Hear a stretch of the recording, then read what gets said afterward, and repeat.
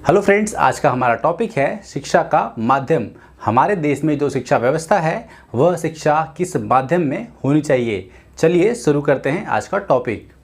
आज हम बात करेंगे शिक्षा के माध्यम के बारे में, शिक्षा के मीडियम के बारे में। हमारे देश में जो शिक्षा हम ले रहे हैं, बच्चों को जो शिक्षा दी जा रही है वह किस भाषा में होनी चाहिए।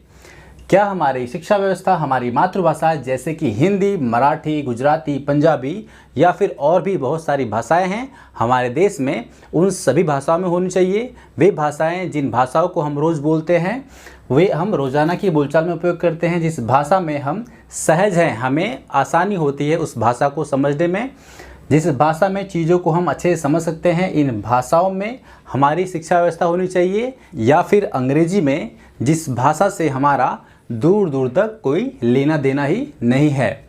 आज हाल ये है कि अंग्रेजी से कोई संबंध न रखने वाले माँ बाप भी अपने बच्चों को अंग्रेजी माध्यम के स्कूलों में भेजने के लिए उत्सुक दिखाई देते हैं।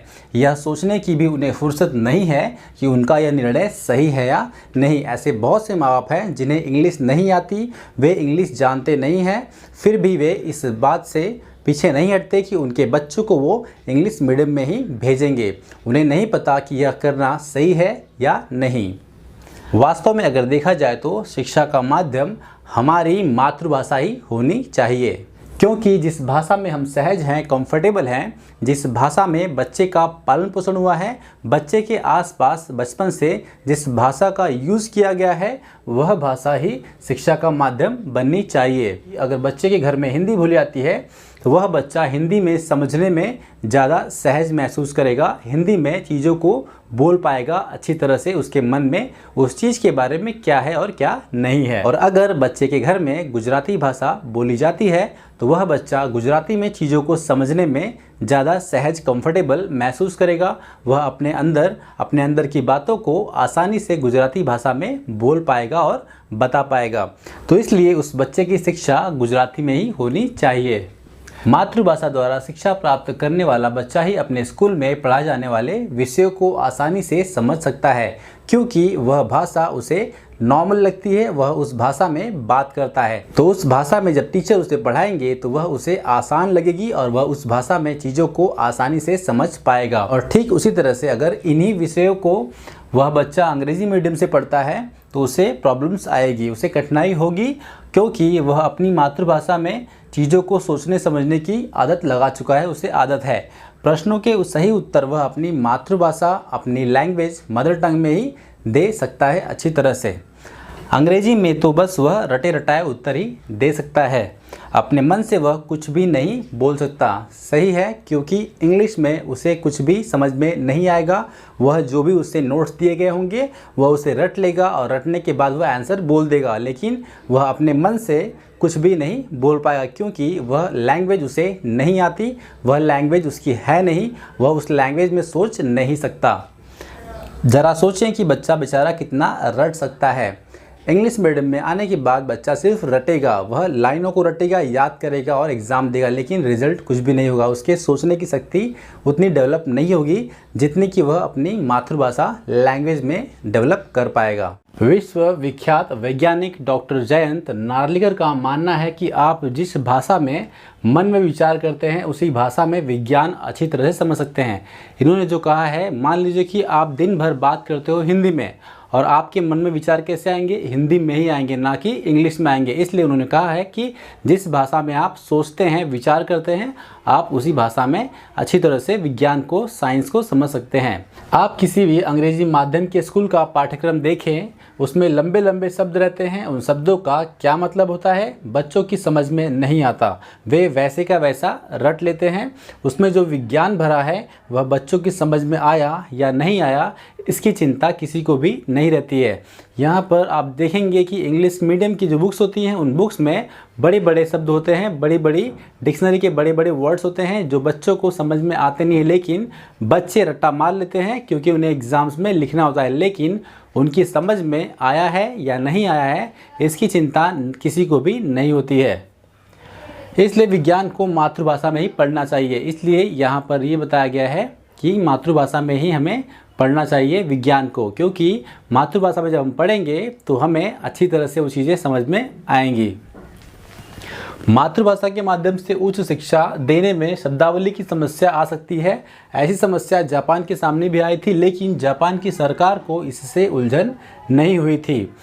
हमें अपनी मातृभाषा में अगर हम अपने पूरे सिलेबस को बनाएंगे, हम सभी शिक्षा है, हमारी शिक्षा अगर अपने मातृभाषा में देंगे, जैसे कि हमारे यहाँ की मातृभाषा क्या है, हिंदी है, तो उसमें हमें प्रॉब्लम आ सकती है। हो सकता है कि हमें बहुत सारे वर्ड्स के मतलब हिंदी में न मिले, लेकिन इस तरह की समस्या जापान के सामने भी आई थी, लेकिन जापान ने इसका सॉल्यूशन निकाला। उसी तरह से हम भी निकाल सकते हैं। जापान की सरकार ने आदेश जारी किया कि सब काम जापानी भाषा में ही होंगे। जिन अंग्रेजी शब्दों के लिए हमारी भाषा में शब्द नहीं है, उनको वैसे का वैसा ले लीजिए। जापानी सरकार ने कहा कि सारे काम जापानी भाषा में ही होंगे। जिन अंग्रेजी शब्दों के लिए हमारी भाषा में शब्द नहीं है, उनको वैसे का वैसा ले लीजिए। सरकार ने कहा कि जिन अंग्रेजी वर्ड के लिए हमारे जापानी भाषा में शब्द नहीं है, उस अंग्रेजी वर्ड को वैसे का वैसा ही वहाँ पर लिख दीजिए। फिर धीरे धीरे उनकी जगह पर हम जापानी भाषा में शब्द को क्या कह सकते हैं, इसका ऑप्शन निकालने की कोशिश करेंगे। उसके बाद हम धीरे धीरे देखेंगे कि हम उस इंग्लिश के वर्ड के लिए जापानी भाषा में और दूसरा क्या वर्ड यूज़ कर सकते हैं, वो हम बाद में निकालने की कोशिश करेंगे। ऐसा ही वहाँ पर किया गया और आज वहाँ अब उच्च से उच्च शिक्षा जापानी भाषा के माध्यम से अच्छी तरह से दी जा रही है। आज वहाँ पर सारी चीज़ें कन्वर्ट कर दी गई हैं जापानी भाषा में और हायर से हायर स्टडीज़ को जापानी भाषा में अच्छी तरह से दिया जा रहा है। शब्दावली की समस्या भारत में आसानी से सुलझाई जा सकती है। जिस तरह से जापान ने अपनी प्रॉब्लम को सॉल्व कर लिया, उसी तरह से इंडिया भी, भारत भी अपनी वोकैबुलरी की समस्या को आसानी से ख़त्म कर सकता है, क्योंकि सभी भाषाएं संस्कृत भाषा से ही प्रभावित हैं। सारी भाषाएं संस्कृत भाषा से ही प्रभावित हुई हैं और संस्कृत का शब्द भंडार बहुत ही विशाल है। संस्कृत में बहुत सारे शब्द हैं। राष्ट्रपिता महात्मा गांधी ने देशवासियों को चेतावनी दी थी, यदि हम साहित्य का रस हमेशा अंग्रेजी भाषा में ही लेंगे तो हमारी भाषा हमेशा के लिए बेकार हो जाएगी। इसलिए बापू ने मातृभाषा का सवाल बुनियादी तौर पर उठाया था। गांधी जी ने देशवासियों को यह कहा था कि सबसे ज़्यादा अहमियत हिंदी भाषा को दीजिए, ना कि इंग्लिश भाषा को, क्योंकि इंग्लिश भाषा में अगर हम साहित्य को पढ़ेंगे तो हिंदी में जब हम पढ़ेंगे तो हमें उसका रस नहीं मिलेगा, उसकी वैल्यूज़ नहीं समझ में आएंगी। राष्ट्रपिता महात्मा गांधी ने देशवासियों को चेतावनी दी थी, यदि हम साहित्य का रस हमेशा अंग्रेजी भाषा में लेते रहेंगे तो हमारी भाषा हमेशा के लिए बेकार हो जाएगी। इसलिए उन्होंने हिंदी को अहमियत देने की बात कही थी। उन्होंने हर एक स्तर पर हर एक काम में अपनी ही भाषा हिंदी भाषा का उपयोग करने के लिए जोर दिया था।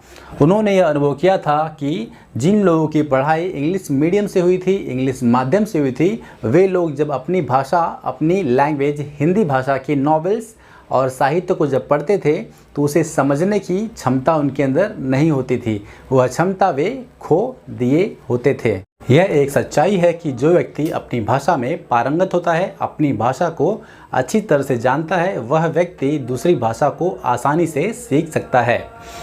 शिक्षा के माध्यम मीडियम का प्रश्न आज बड़ा ही विकट बन गया है। शिक्षा किस भाषा में हो, हिंदी में हो या फिर इंग्लिश में हो, यह बहुत ही बड़ा क्वेश्चन बन चुका है, प्रश्न बन चुका है। इस विषय में बहुत ही अधिक सोच समझकर निर्णय लेने की आवश्यकता है। इस विषय को अच्छी तरह से सरकार को सोच समझकर इसके ऊपर विचार करना चाहिए कि क्या यह हमारे देश के लिए, हमारे लोगों के लिए, क्या हमारे लोगों के भविष्य के लिए अच्छा है या बुरा है। इस पर सोच समझकर अच्छी तरह से निर्णय लेने की आवश्यकता है। तो फ्रेंड्स, ये था हमारा टॉपिक, शिक्षा का माध्यम क्या होना चाहिए, हमारी मातृभाषा या फिर इंग्लिश की भाषा। फ्रेंड्स, मिलते हैं अगली वीडियो में, तब तक के लिए थैंक यू वेरी मच।